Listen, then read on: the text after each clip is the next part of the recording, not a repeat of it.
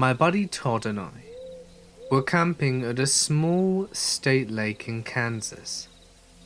The park is surrounded by farmland, with about a mile-long gravel road leading up to it, which then goes into the woods and descends to the lake.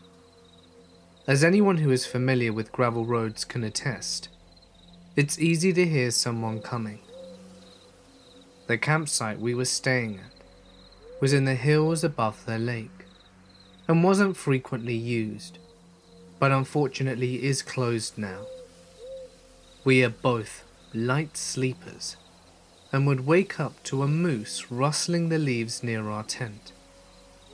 That night, we were up until sometime after 1 a.m, talking about the old days next to the fire, and we were asleep at around 1:30. We don't like to drink in the woods because it dulls our senses, and we slept somewhere restlessly and woke up to every tiny sound that night. Every sound, except one that would explain why there was a large bottle of baby oil squarely in front of our tent door in the morning.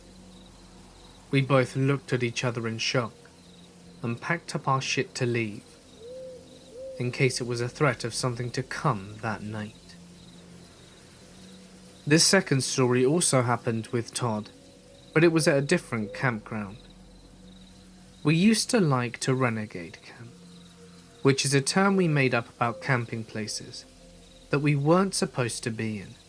We'd choose a park that had a good chunk of woods and closed at sundown, park our cars in a nearby neighborhood, and walk in before the park closed.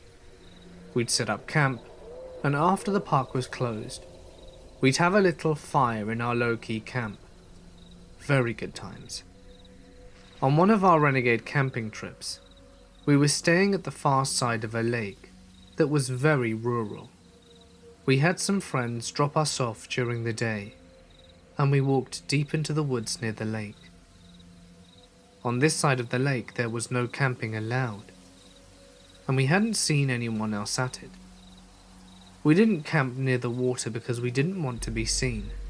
The woods were packed with locust trees, with those giant medieval torture thorns, and strung between those trees were ropes like spider webs, with huge face huggers. It made for some pretty uncomfortable progress through ravines. By the time we set up camp, we were pretty jittery from the hike, and a little bloody from all the thorns. When we finally made it to bed that night, we still had the creepy crawlies, and felt like there were spiders on us constantly, so it took us a while to get back to sleep. At around 3 a.m, I was awoken by a hard, flat slap right across the middle of my bare chest. I woke up shouting, "What the hell?" And Todd was screaming, "Spiders! Spiders are everywhere, they're all over us!" And he started frantically trying to get out of the tent, whilst wildly swinging around to get the spiders off. He was brushing his body like they were all over him, and taking wild swings at his sleeping bag and mine. I was freaking out and flailing at everything, trying to get a flashlight to see what the hell was going on. He managed to get the tent door unzipped, and had taken 2 steps in his tidy-whities, and I started yelling, "Todd, you're gonna run into the thorns!" And then he stopped and turned around and slowly said, "Mike, why am I outside the tent?" Like, what the hell? You said there were spiders, I thought. And he replied in a very calm voice, "They're gone now," and turned and slowly started getting back into the tent. I'm panting like I'd run a marathon, and high as hell on adrenaline, as he calmly gets back in his sleeping bag. I shook him and said, "What the hell? What was that?" He acted like he'd just woken up. Turns out, I was missing one crucial piece of information. My friend Todd was taking a new medication, and That had the potential side effect of night terrors. After a few minutes of speaking about what had just happened, I calmed down a little, and then, off in the woods behind us, we hear, "Todd! Where are you going, Todd? You're going to run into the thorns, Todd." There was dead silence. We couldn't even breathe. We whispered to each other, "What the hell was that?"